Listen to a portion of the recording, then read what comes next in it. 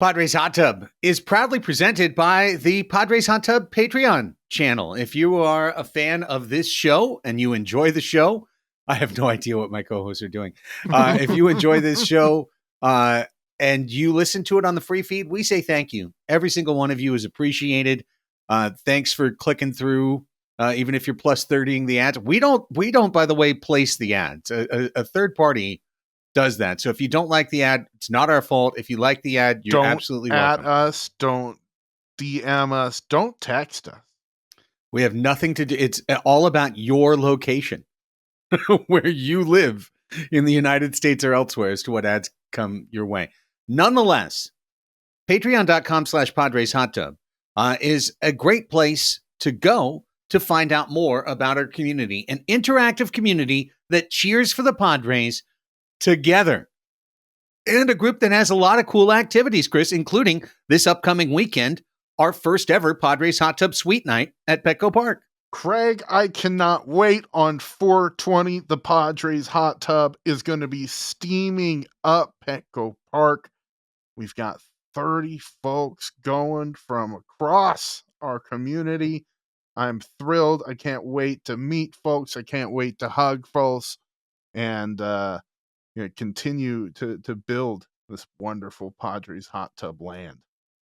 We've got patrons everywhere. Patrons in LA went to the ball games together this weekend, went to watch parties together this weekend. We do plenty of stuff in San Diego, and our Discord is a platform that holds it all together, an actually cool place almost all the time to hang out. And like, judged on the curve of social media sites, always is a good place to hang out. So find out for yourself, check it out, see if it's of a mind of something that you'd like to do. Patreon.com/Padres Hot Tub.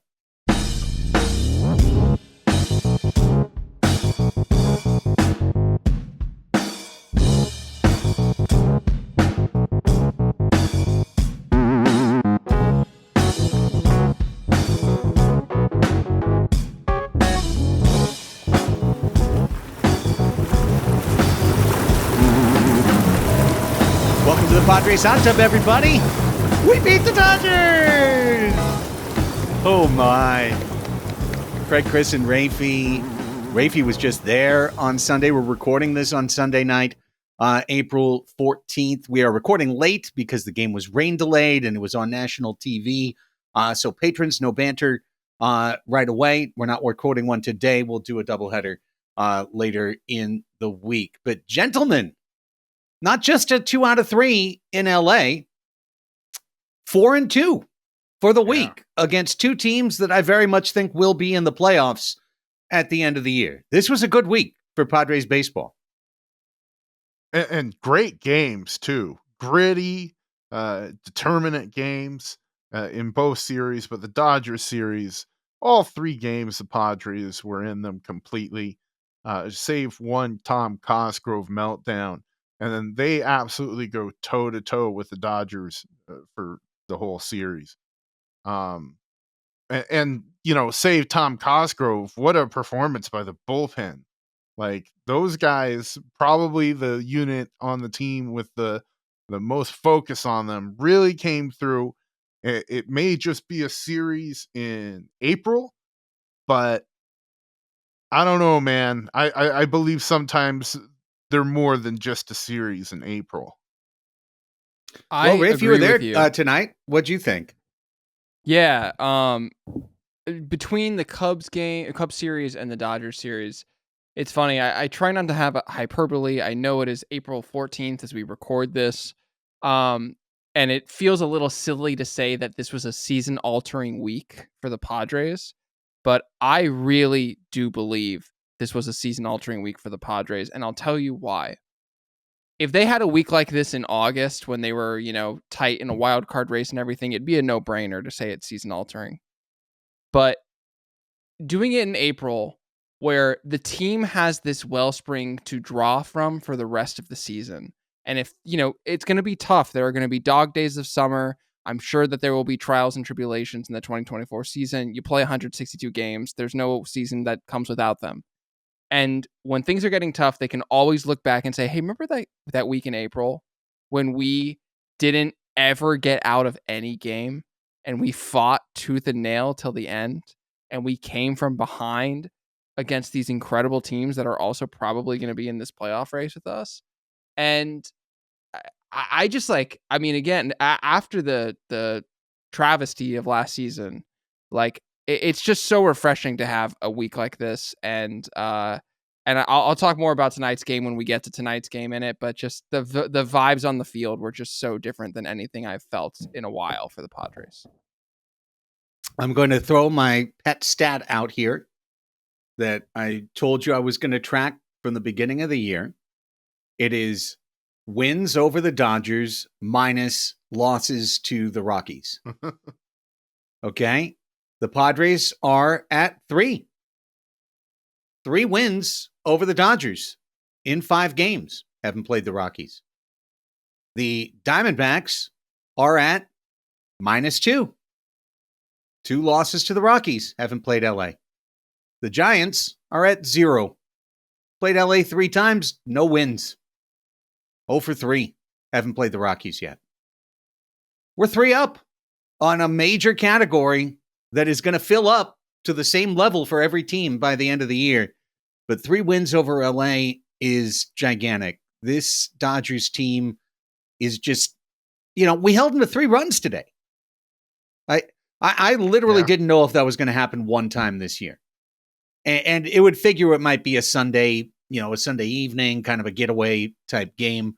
But it was a night that Yu Darvish was not particularly amazing. He was more of a battler than he was anything else today. And my gosh, you have to battle when you play LA and when Betts is as locked in as he's been. And, Shohei's up there swinging the cricket bat. Freeman is roping balls and getting custom shoes made by the ESPN announcers who I think actually presented stitched them themselves. Right. Like with all of that going on, and Mr. Relevance, Will Smith, all the Dodgers are just like an iron lock to score 4 or 5 pretty much every game. So the Padres held them below that once. That's amazing. And they took 2 out of 3 in the series. I mean, it's not Dodger 11. LA's got a ridiculously good offense. There's other parts of their team that you could pick apart and take issue with maybe a little bit here and there, but their offense is ridiculous. So this is, and look where we came in. We came in with 4-5-1 in the rotation. The guy who had the best start of the 3 was Matt Waldron. Yeah, and got the L. So, I mean, that's pretty impressive. Yeah. That bullpen, man, up to the task today. De Los Santos, Matsui, Peralta, Suarez, and a lot of those same guys on Friday night. Those 4, that's the trusted, that's the Fantastic 4. Those are the the 4 riders of the other team losing. So glad we have them. I'm very interested to see what happens with Adrian Morejon.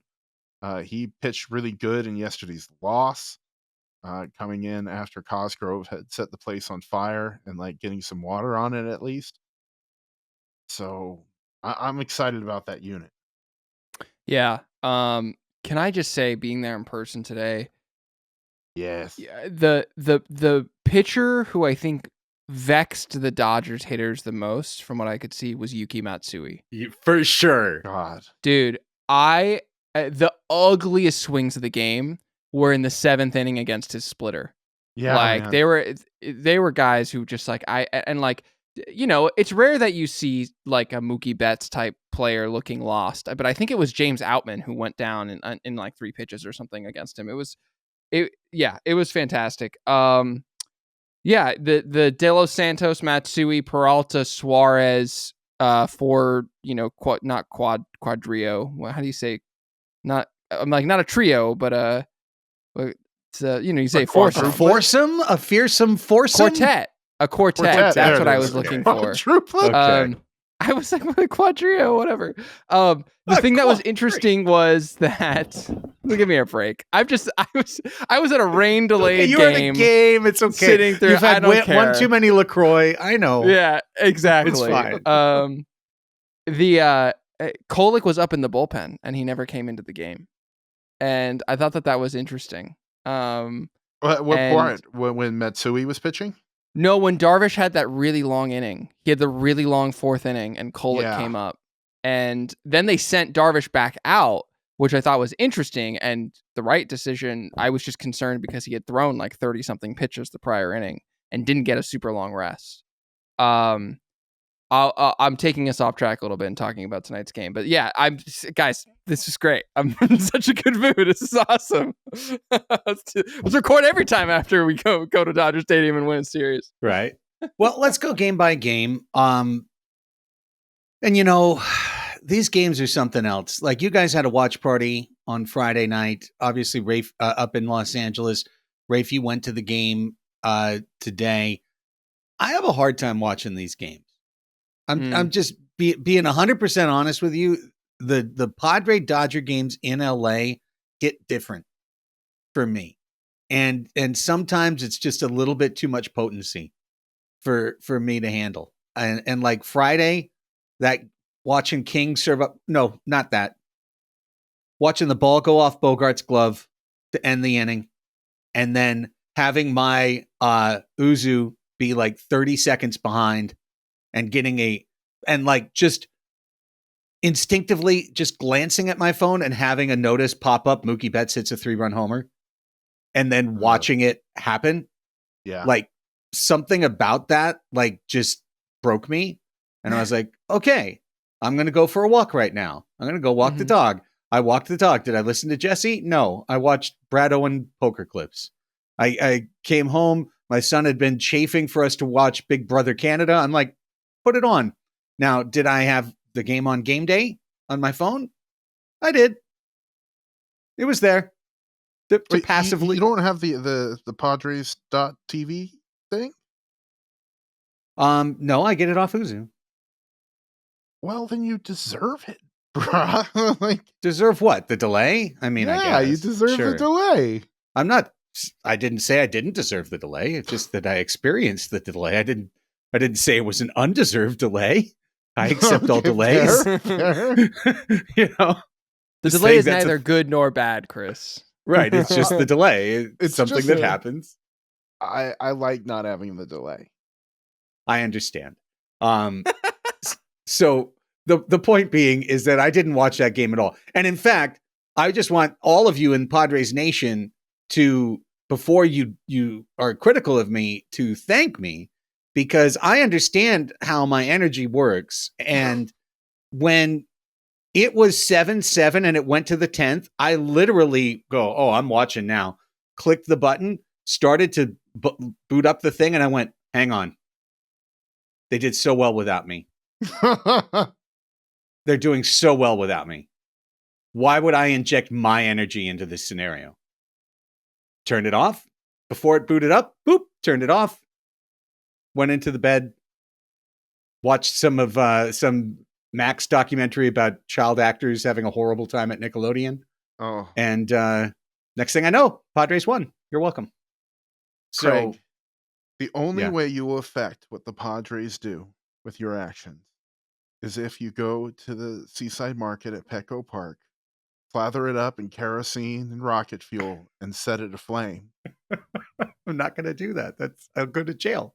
Oh, well, then short of that, you're not gonna help this team or hurt this team. I don't know. I mean, apparently, based on my Twitter, every time Jurickson gets a hit, apparently I'm the number one hater of Jurickson in the universe, and so I must be told every time he gets a hit, even though I'm very happy every time he gets a hit. It's something deeply confusing to me. These are the midday folks, yeah. Who are they? The ones getting you on Twitter, or these are? Oh, I mean, I don't know. No, I mean, it's yes, probably. Twitter's just Stephen Wood's beautiful wife, who I love, not in that way, but I respect greatly. Hannah just went to attack me each of the last two times that we had a big win with old bookmarked tweets from 2023 accurately saying how badly Jake Cronenworth played.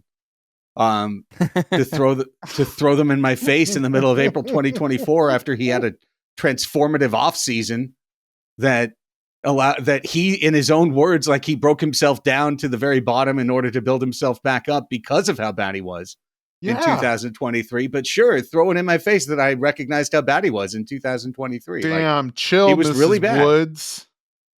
You're gonna have to relax. Same thing with on Profar. that. I'm sorry. Same thing with Profar. He was really bad last year. Like, he was not a good player Some would in say baseball. he was the worst player in baseball. Right. Well, the stats would say that. Unfortunately, the stats are horribly biased, and really, the stats should be blocked on Twitter. Like, 100%. Yes, like if Profar was going to block anyone on Twitter, it should be the stats. But allow us to transition right there, because I do kind of want to go game by game. But Jurickson Profar is the story.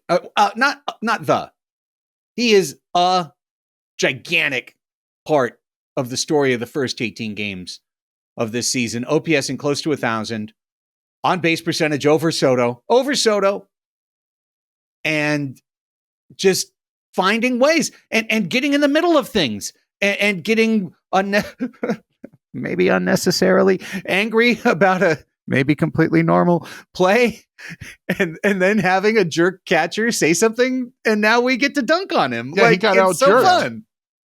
Can I? I think, guys, I texted you about this when I was at the game. Yeah, it's time. It's time for me to apologize. It's time for me to humble myself. I was wrong. I said that Jurickson Profar being on this team was a mistake. I said that him being in left field, being worse than literally projected the Rockies and free agents remaining. Maybe not that Tommy Pham is now signed with the White Sox. But I was wrong. I worship at the feet of stats. I worship at the altar of sabermetrics. Gross. And I'm here to tell you that Jurickson Profar's vibes make it all irrelevant. Like, being there in person to see him lace that line drive over James Outman's head and clear the bases when, and this is going to come up again when we talk about today's game, everyone else who would come up with the bases loaded hit into double plays. Yeah, like everyone. Just double play. But to see Profar almost hit it out on a absolute piss laser and then have it like hit off the wall and bounce off of James Outman and plinko around for a little bit so that the bases could clear. I was like, oh no, this is the vibes. This is the vibes. And when he gave the post-game press conference after Wednesday's win over the Cubs, and he told reporters that he was like, this city feels like home to me. This city feels like home. It feels like I'm back in Curacao. And I was like, oh, I think I might be wrong. And then I was there in person to have him dunk on me because he said he heard Will Smith. He heard Will Smith say he was irrelevant, but he may or may not. We have no way of knowing. I have also heard that it was a mistake that when I said that. And I just want to say to Jurickson, I'm sorry. Are your expected numbers still a little bit mid? Maybe. Are you going to get those numbers up? Hey, come on! Are you going to get those numbers up if you keep hitting the way you're hitting? If you keep hitting pitch missiles? Absolutely. So I'm here to say I'm wrong. I'm sorry. I love Jurickson Profar, and I'm so happy he's our left fielder. Make sure to show this video to me in June. All right? Show it to me in June. Come on, give him till August. Should we save this right next to the clip we saved of you telling us that the best DH combo in history was Matt Carpenter? I never said that. I never said that. That was me. That's strong, I think man. that was week 2, saying they had finally figured out the DH problem. I was excited about it, but I never said best in history. Well, it was only because they maybe. had the DH for 3 years. I mean, it was Mitch Moreland was who they were compared to. Right. You know? It was a low bar. Yeah. At the time, it was a low bar. It was a cheeky stat that even being cheeky looks idiotic. Oh man. We're gonna Well, rewatch this video in June, and it's gonna be that clip of Matthew McConaughey in Interstellar banging on the window, being like, "Make No. him stop! Make him stop saying it." No, we're not. No, we're not. You stop undercutting our team You're leader right. in war. You're right. I Like, want to believe. I'm scared. and you need to, because what was wrong with the club last year was all stuff we couldn't measure, but it felt wrong. It felt messed up. It felt off from the very beginning. And this doesn't. This feels right. I mean, the young guys coming up, Jackson Merrill, namely, giving the club an energy and a will to compete. Like, that dude is up here to friggin' compete every night. Like, it is personal to him. And maybe it hadn't been personal for some of the guys last year. So having him bring that energy, having Jurickson bring smiles and bring positivity, I'm assuming. I've heard that he gets on people when they're not. Like, I've heard that he can be the leader who says, "Hey, you need to step up too." So having him in the locker room, I think all that stuff, you can't measure it. You can't get on the stats altar and bow down to it. But I think it's a huge thing to a baseball team that you want to root for. And right now, this team's really easy to root for, man. yeah, comebacks will do that for you, to be sure. And one of the things that we all hated about last year's club was they would fall behind and the game was over. You know, that basically Tevin had a field day. Every time you call game, like, he's right, like, 8.5 out of 10 times at least. And this team showed us right away that wasn't going to be the case this year. But this week they cemented it. They cemented it because it wasn't just the wild comeback against the Cubs, which happened this past week.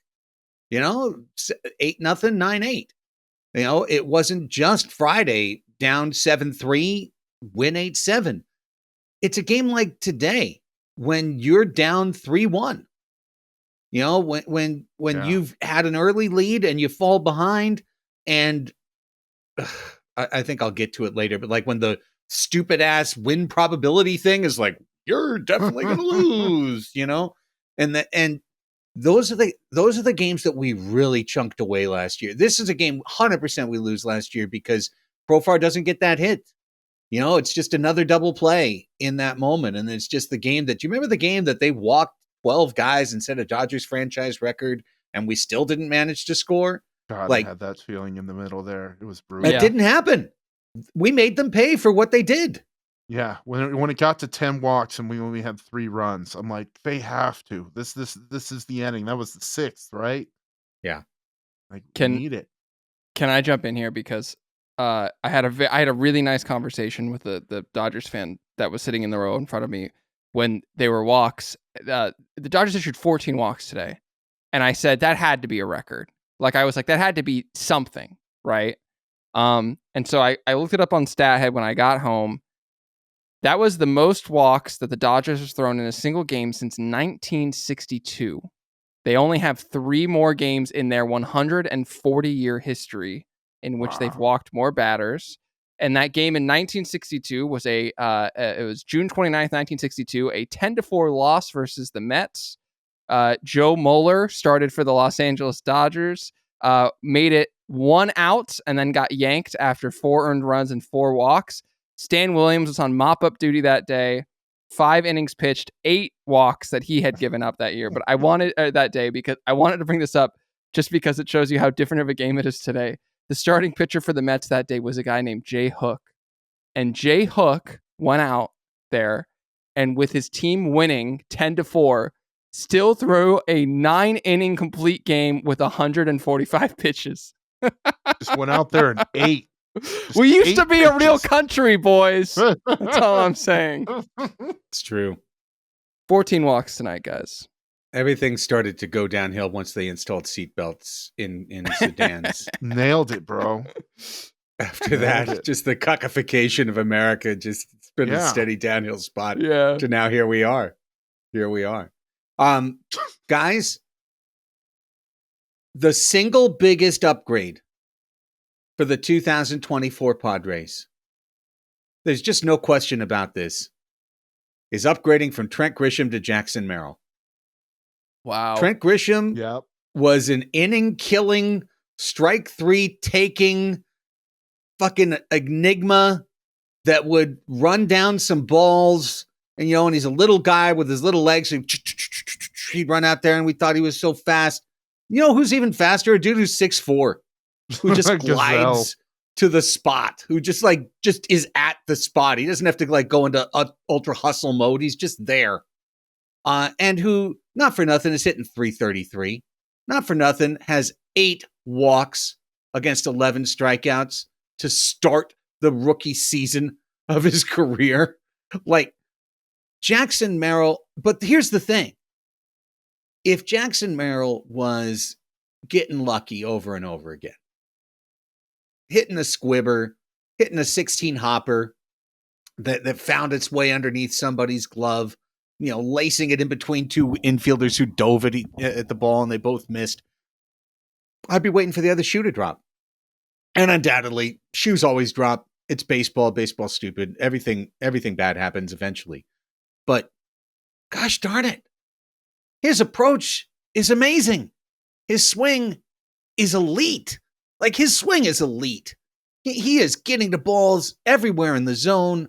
He's got a great idea of what he's doing. He's not trying to do too much. He's not over swinging. I mean, holy crap. This is way beyond what I would have called the best case scenario for the first 18 games of Jackson Merrill's career. Yeah, absolutely. It's again, first 18 games, but his zone swing percentage is basically right in line with MLB average. His zone contact percentage is way up, 87.3% against a league average of 82%. Is he chasing pitches a little bit? Yeah, he is. But he's also making contact on those chase pitches. He's not just swinging and missing. The league average chase contact percentage is 58%. He's at 73.3%. So he's getting his bat on those balls. I mean, I really it's been a long time since I've seen a Padre that just has a bat to ball skills like I've seen from Jackson Merrill. He's not a crusher, but just in terms of hands, seeing those hands in person for the first time today, I'm like, oh, those are quick. And it really shows the benefit of just putting the ball in play. Put the ball in play and good things happen. I mean, baseball is a effing random sport. And sometimes, especially with men on base, which is where Jackson Merrill has been hitting in the lineup, you put the ball in play, good things happen. And you're so right, Craig. I never in my wildest dreams thought that Jackson Merrill would be, in my optimism estimation, I said that he would get Rookie of the Year votes. He might get Rookie of the Year if he keeps playing like this. You just said this is crazy. He has launched the quietest Rookie of the Year campaign in the league this year. The question with the guy was whether the elite hit tool that scouts and everybody were raving about throughout his career in the minors would be if it would translate to the major leagues. And we need to be excited because it obviously has. And the other question was being his eye. And as you mentioned, Raphie chases. But as you mentioned, Craig, he's got 8 walks. He's got 8 walks. He's doing it. He is proving himself at the big league level tonight. And it showed. Tonight, he got the start against a left-handed pitcher. Jay Paxton went 1 for 2 against him, 3 for 4 on the night. He rewarded Schultz's playing him in the leadoff spot. Little victory lap, boys. I believe I said he'd be hitting top 3 by June. That's coming. That's just the seed. Now that little tree's going to get some water from 3 for 4 nights the next night. And then pretty soon, boom, Chris is eating peaches. I'd still keep him where he is. It's amazing that he's got 12 runs, which is tied for third on the. He's tied with Bogaerts, and Bogaerts hits lead off with all those guys behind him, and just make him lead off and hitting in front of Tatis like he kind of is a lot now. When he's batting 9th, and then Bogaerts is out and Tatis is up anyway. Well, I don't think we need to up the level of difficulty. He's killing it right now. He's crushing everything. I'm calling for it. I demand it from my congressperson. That's fine. I think a phone call is in order. Luz Rivas, San Fernando Valley. Yo, Raphie, you were spared ESPN Sunday Night Baseball tonight, which is the best way to watch Sunday Night Baseball is not to watch. But I did put out a tweet in the 6th because as they talked about shoes and Mookie Betts maybe being good enough to win the Masters, which is something they did a graphic of Mookie wearing the Masters jacket. They're like, if he took up golf, he'd probably win the Masters. and all the other just capital hashtag Dodger loving that was occurring. Jackson Merrill got 3 hits right under their nose on national TV. And it was like, oh, another line drive. The third time, I think Carl Ravage was like, ooh, another line drive for Merrill. And then right back to talking about shoes again. And so I tweeted, put on the other uniform, and this entire broadcast would have been about Jackson Merrill. Yeah. And I believe that because if the Dodgers had all the things they had, but they had a center fielder who was Jackson Merrill, they would have spent the entire broadcast talking about Jackson Merrill. And instead, he was only barely mentioned when he was up. Or just make his last name Holiday. Well, there can only be so many Jacksons. I mean, listen, Jackson Holiday's the number 1 prospect in baseball. I get it. The Orioles calling him up, manipulating his service time to try and steal an extra year away from him, unlike what the Padres did. I understand why it was ballyhooed. The push notification for his first hit, whatever, but he is the number 1 prospect. So, all of that is fine.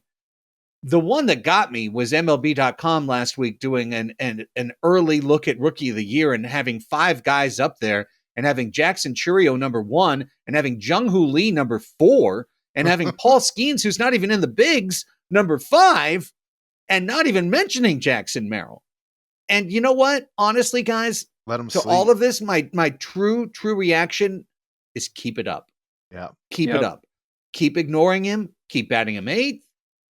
Keep having nobody pay attention and let this kid roll because once I was about to be a really old and say, once he's on the cover of Sports Illustrated, things are going to change.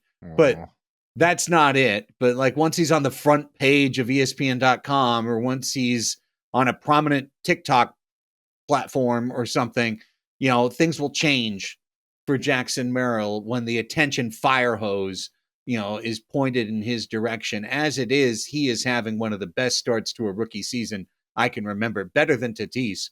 One of the best starts for a rookie season I can remember for a Padre. Completely agree, dude. It's fun to watch. And, this kind of speaks to something about that I really love about this team in that a lot of folks are pulling above their weight, but a lot of their folks are pulling exactly at it. Like Jacob Cronenworth. Not his best offensive night tonight, grounding into 2 bases loaded double plays. It was pretty rough. But he also made another incredible leaping grab at first base that I honestly feel he is the only first baseman in the league that makes that play. Yeah, and agreed. He did it 2 nights in a row. So a lot of these guys are pulling their own weight. I took a look and we have nobody in the top 30 of Fangraphs F4s. You guys know that number. There's 0 Padres that have above 0.6, but there are 2 Padres that have 0.3. Excuse me. There are Cronenworth, Tatis, and Profar all have 0.6. A couple have more 0.5, which means we have 6 in the top 56 or so. So nobody absolutely killing it, but lots of players making contributions, including Manny with 2 home runs and 2 Dodger wins. Well, all of a sudden, don't look now, but Manny's OPS is just a hair under 800. When on Monday and even on Thursday's 97.3 The Fan Roundtable, people were like, well, Manny's the one who's down. No, now it's just Xander. Xander's the one who's OPSing under 600. Actually, Luis Camposano's on the second biggest slump on the team.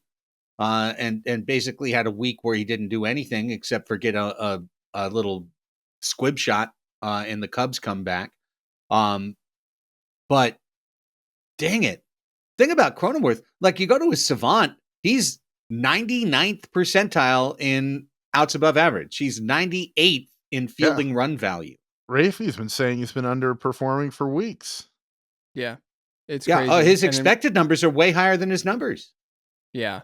Before we go on to Cronenworth, because you brought up Xander and you brought up Capasano, I'm like gonna do quick eye test dispatches from the game.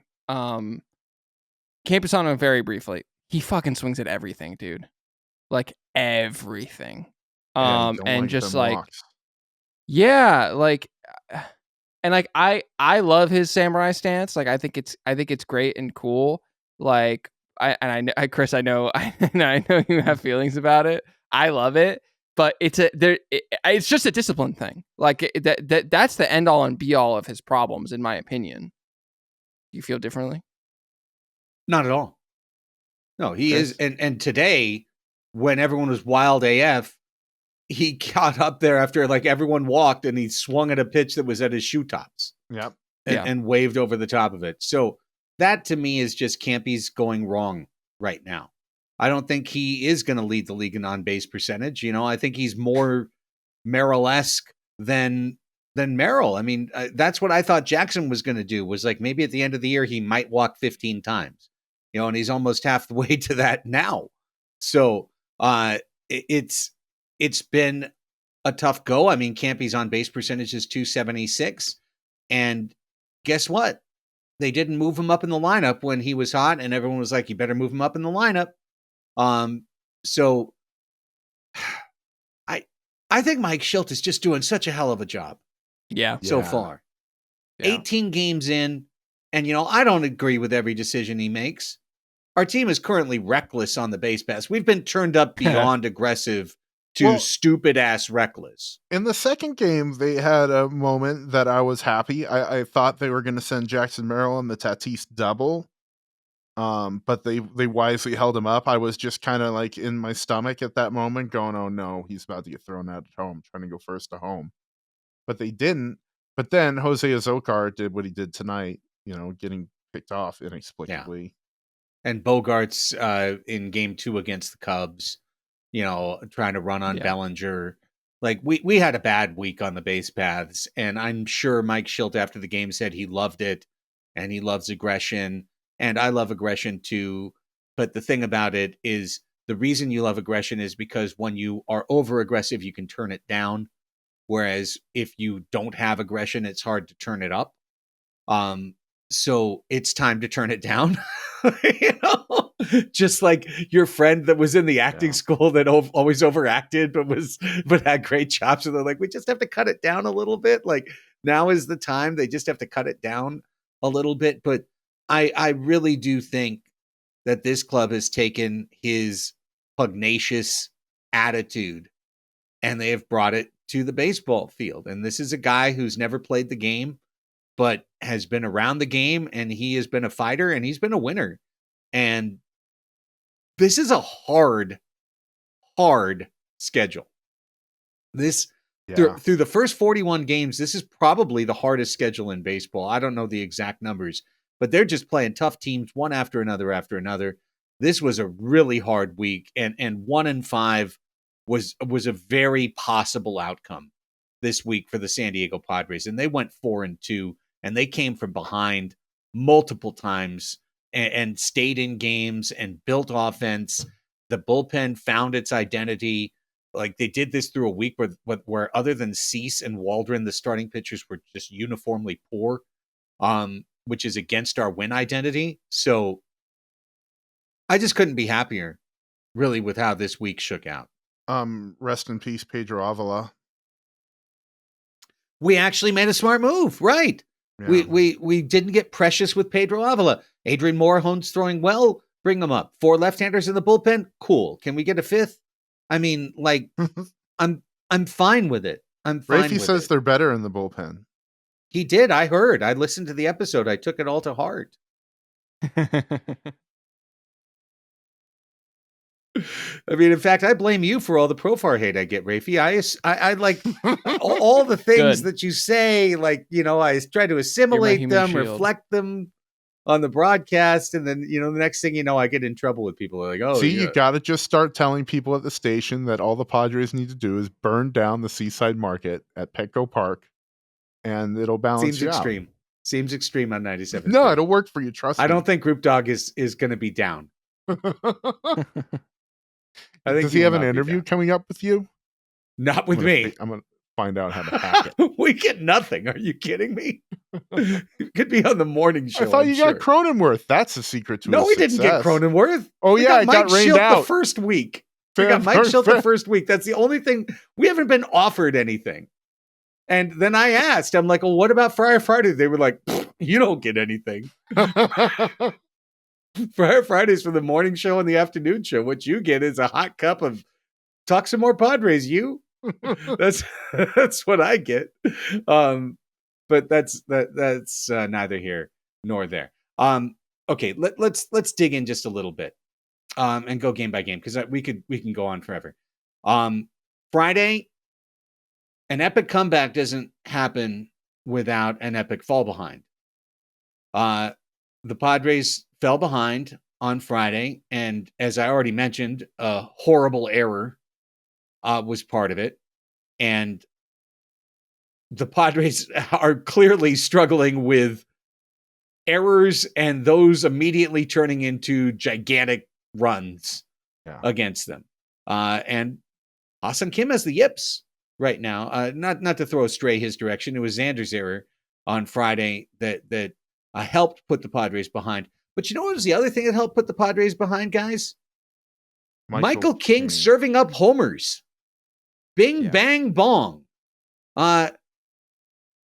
Went to just go ahead and check the old statistics, because those are the things that I heard Raphie likes. And 6 homers in 19 and a third innings. Is that bad? It's not good. I can tell you that much. When you give him a homer as a starter every 3 innings, is that bad? That's the kids say. He's getting ratioed.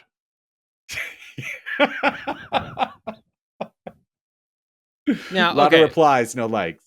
Let me just say that the top 5 hitters in the Dodgers order, it's a meat grinder. And 6 with Teoscar Hernandez isn't much of a relief. Matt Waldron handled it. Matt Waldron handled it, and the cauldron's bubbling. The cauldron. The worst part about that error that Xander Bogaerts made was the timing of it. Not just that it was an inning, it was 2 outs, it would have ended the inning, but also 2 outs, it would have ended the inning, and it also would have prevented Mookie Betts from coming up. And so I do want to try and cut King just a little bit of slack and say, hey, this is it's not like he's been facing cupcake teams. And I still really believe in the dude as a pitcher, and he definitely, he's a 4.18 ERA, something like that right now. It's totally okay. 1.5 whip, 1.5. Yeah. And it's early. And he's walked a lot of dudes.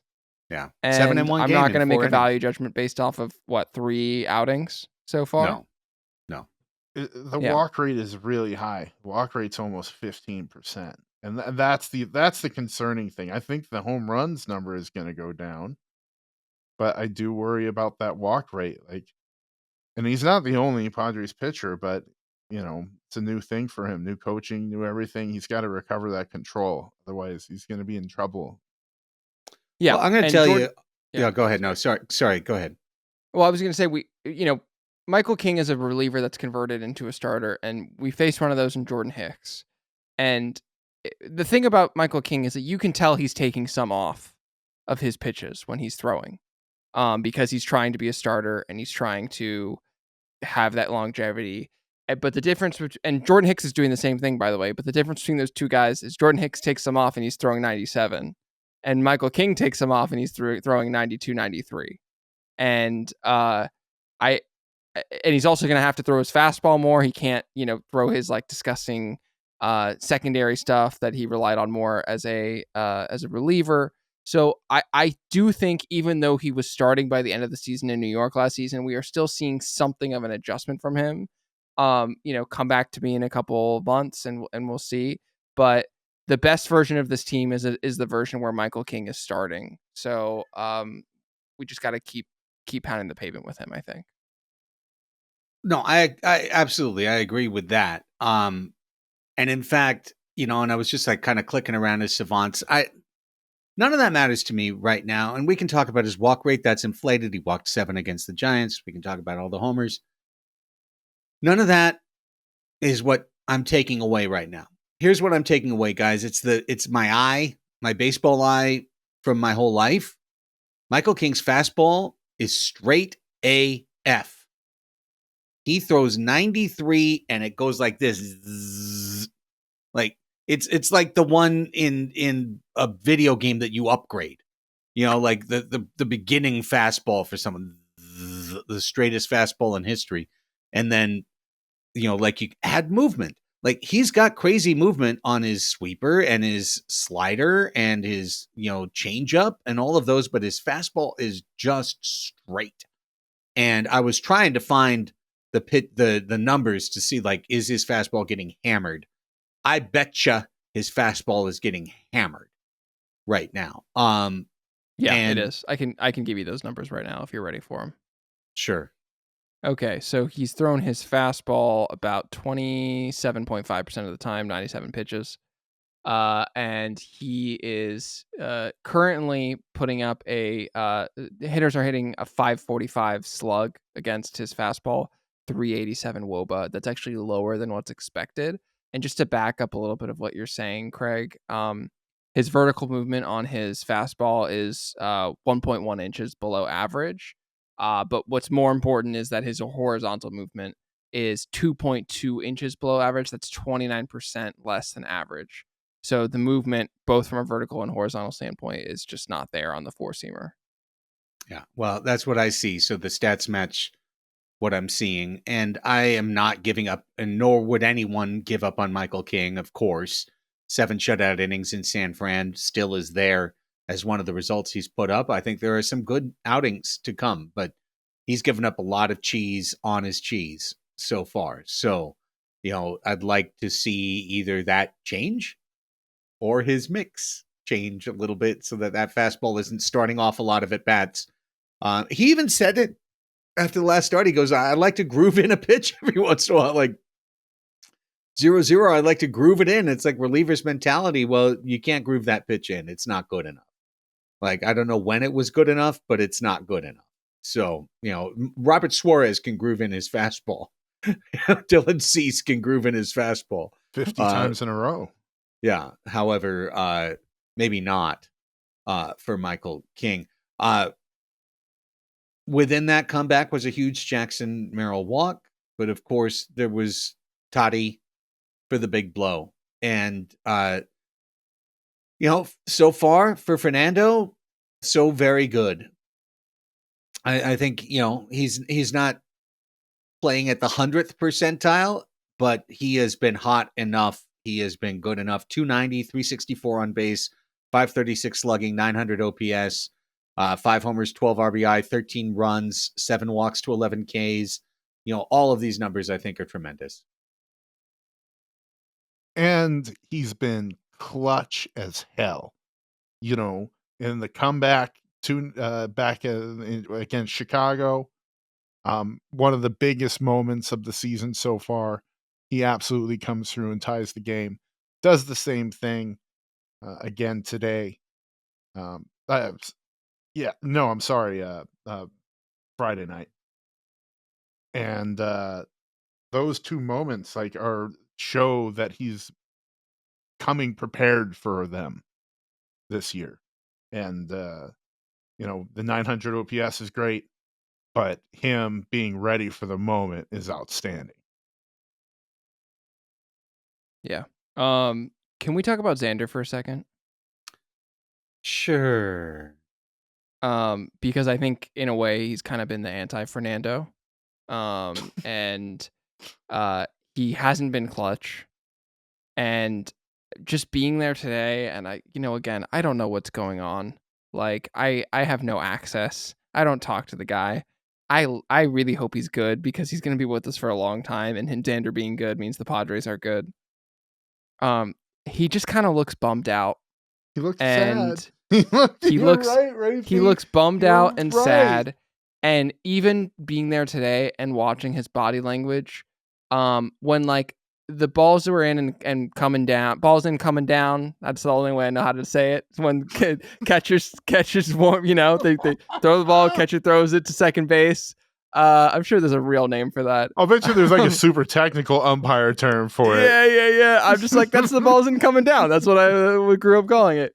Like, Xander was like he's there catching the ball at second base, and he just was kind of throwing his glove at it, kind of hit off his glove, like whatever. He was like not really running things out, and I was just like, he looks sad.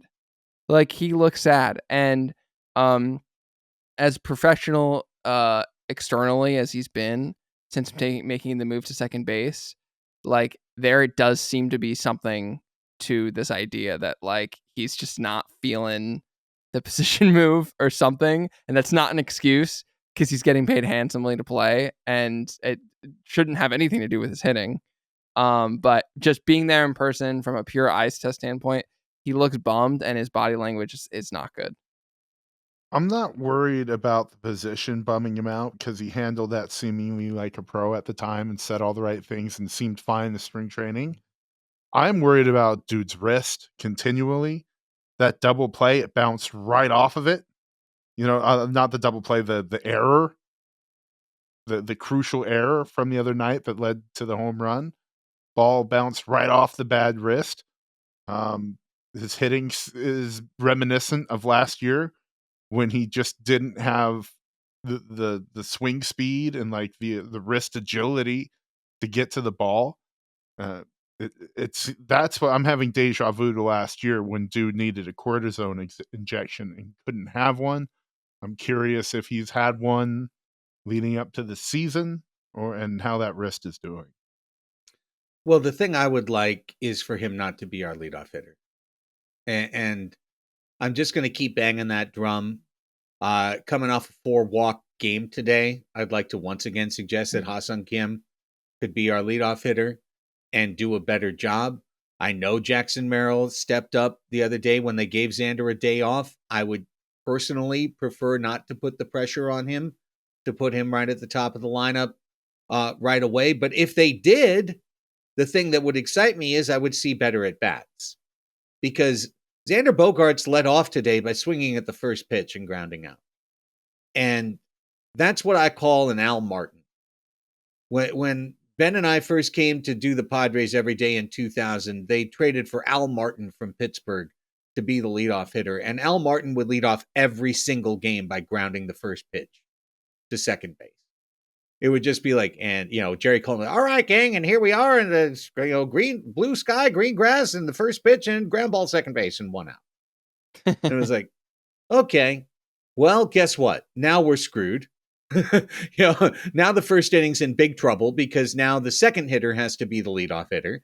Nobody knows what the hell the guy's throwing, whether he's good, bad, or indifferent, because no one could time the first pitch because it was just the first pitch and it was grounded, it was a pull ground out. And I know it's just one at bat, but the leadoff hitter should never be doing that to lead off a game. The leadoff hitter should never be doing that to lead off a game. Xander Bogaerts doesn't have the mentality of a leadoff hitter. He's just a hitter. He wants to see the pitch he likes and he wants to go for it. And I want him to do that. I want him to see the pitch he likes and go for it. I want him to not suck. I want him to not be a perpetual double play machine. And the literal best reason I've heard arguing against Xander being in the leadoff spot to keep him there is that he will ground into fewer double plays as a leadoff hitter because by nature he can't do it in his first at bat. So it takes away, it takes away 25% of his double play opportunities per game. It's like, well, then I guess he should hit seventh. If that, and maybe in some universe in the future he will, but we can't do that with Xander Bogaerts right now. Obviously we can't. There's politics at play. the best single He's thing already would be said, Craig. the best single thing would be for him just to play better. And the odds are that he will, because I don't think he's going to OPS under 600 for the season. So I think he'll play better. We could have said a whole bunch of things about Manny last week. A week later, Manny's OPS is close to 800. Maybe next show, Xander's OPS is close to 800, and we'll say, like, cool, that was awesome. But right now, I mean, you're literally putting your second lowest on base percentage on the team in the leadoff spot. It's crazy. Yeah. And just bad vibes. It's just sad. And just bad and sad. Sad man. Yeah. I mean, if we can't come to an agreement, Craig, between my beloved left-handed Merrill and your right-hand hitting Hassan Kim, maybe Jurickson Profar, who's switch hitting and putting together solid at-bats. That would be the worst idea, because we need him for big hits. I know. We have to remember that there are no lefties on this team. So yeah. Correct. So Profar or Merrill can't lead off, because that means you have to move Cronenworth off of the 3 spot in which he's been excelling. So it's going to have to be Kim if they make any move. But then it's like, okay, it's going to be Kim. So then where do you put Xander? Because do you want to move Profar when he's been doing really well, hitting in the middle of the lineup? Do you want to move, like, hit Xander 6th? Yeah, right.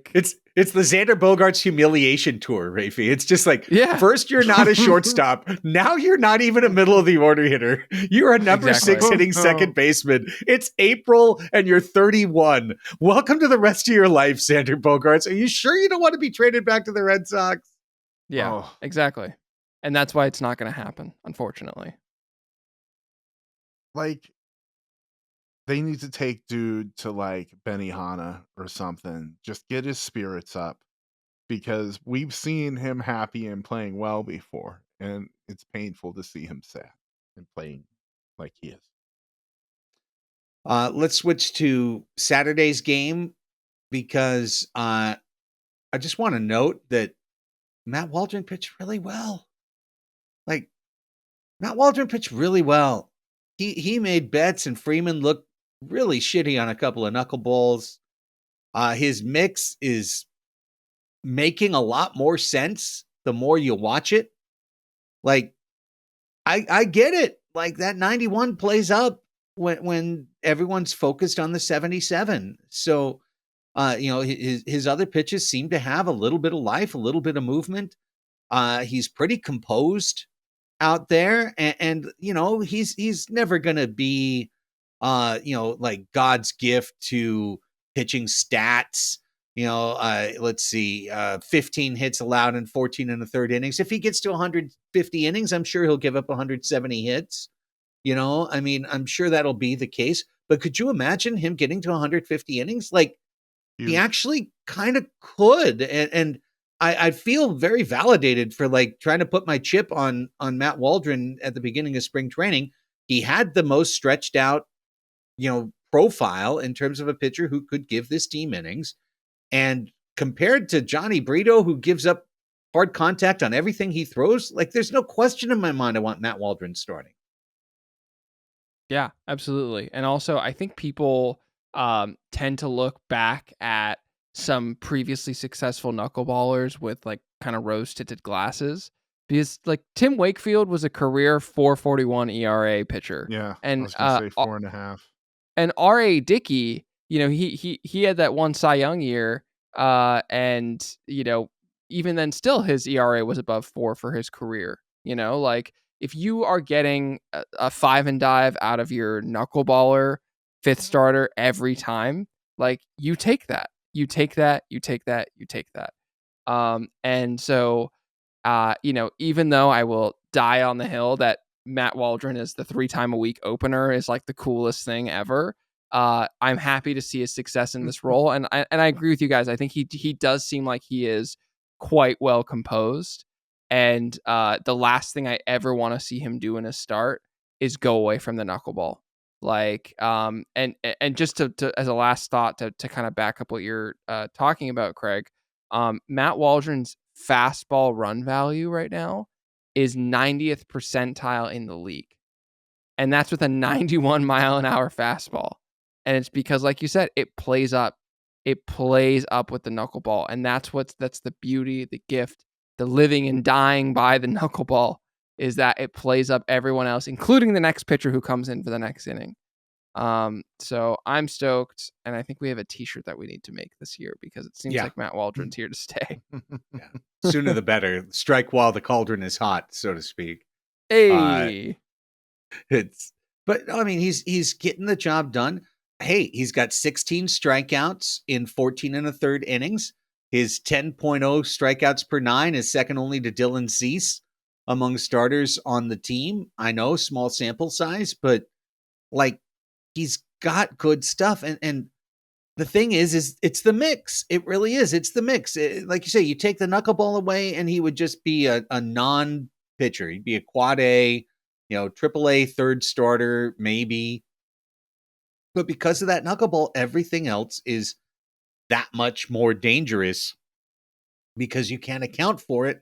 Because if you account for it, then he's just going to throw the lob ball in, and then you're completely screwed. So great stuff by Matt Waldron. He's been really good. Tom Cosgrove, by comparison, has a whip of 2 so far, which I figured out is actually really bad.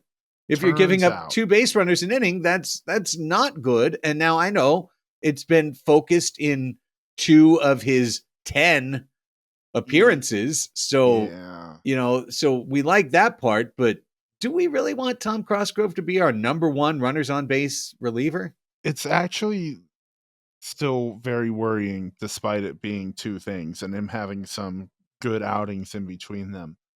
His underlying stuff looks really bad. His fastball velocity is down almost a mile per hour.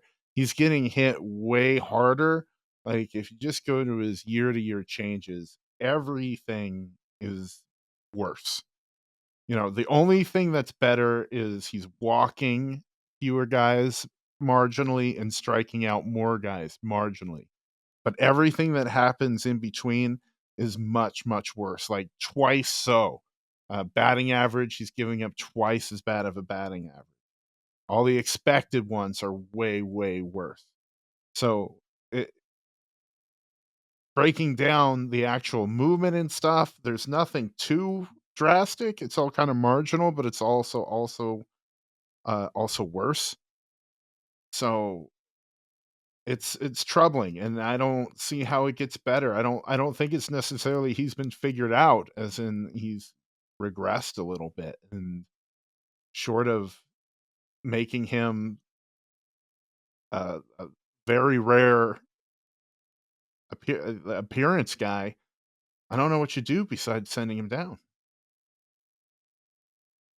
Well, sending him down's an option.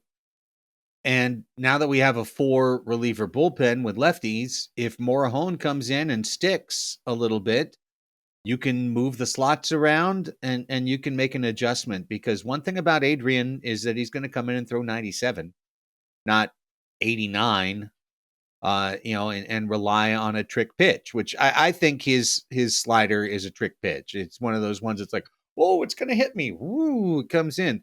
But like if you actually were looking for it, you would massacre it. So look, everything's early, everything's subject to change. Everything could turn around. Tom Cosgrove might lead the team in appearances and throw 86 times this year and be effective in all but 6. Like any one of these things is possible. But right now, he's off to a terrible start. And he would be right now next to Johnny Brito in my 2-person doghouse for the Padres bullpen. Oh. Yeah. Or in Big Brother terms, they're on slop right now. Like those guys are on slop. Everyone else gets regular food. See if I just have to say I've never watched Big Brother, I don't understand, and I actually don't want to know because it's way better in my head than probably whatever you can say. Is slop a guy? Oh, time to get on slop! Come on, well, guys, it's time to bring up the slop cam. You're awful, Chris. No, if it was a guy named Slop, you'd know because you would have been pinned for the role. 100%. Well, I think we discussed Sunday's game pretty well. The last thing I want to say is I feel like we've got a victory relief formula starting to come into play. I agree. Bobby Bullets has gone to all bullets. He's decided his new thing is I'm going to be Mariano Rivera, but without the cutter. Just the fastball. Just fastball, all fastball. I enjoy.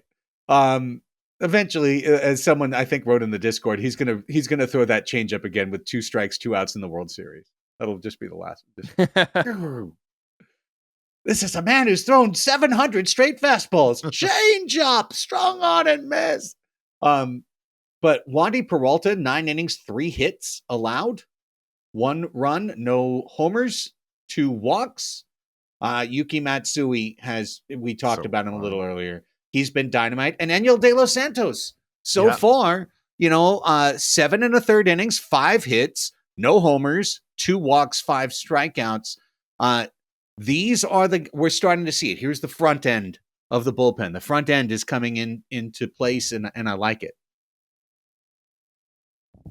For sure. We're seeing the A team. We're seeing the non when the team has the lead, we know what it's going to be.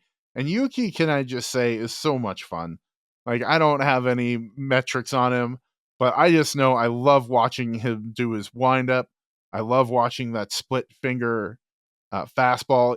It takes me back to the 90s when that was an in vogue pitch out here. He's been an absolute pleasure to watch.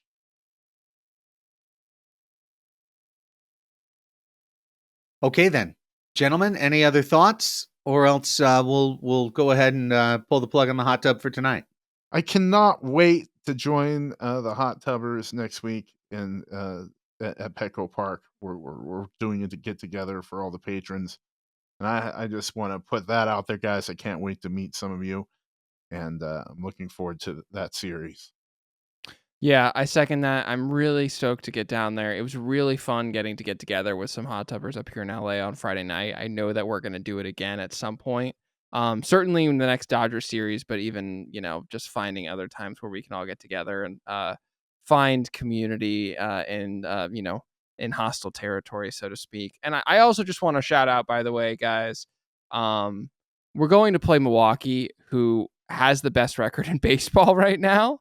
And is tied, or not tied. They have the second best run differential, second only to the Kansas City Royals, as we all predicted going into this season. And yeah, so the Brewers are good.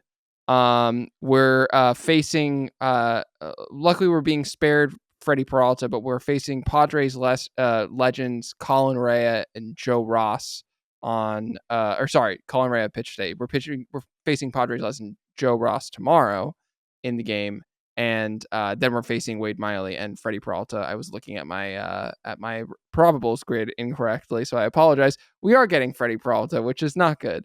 And Wade Miley crushes the Padres somehow. Wade Miley, I'm actually way more worried about Wade Miley. Yeah, it's like we got Dylan Cease pumping 99, but he's going against Wade Miley. Oh shit! Yeah.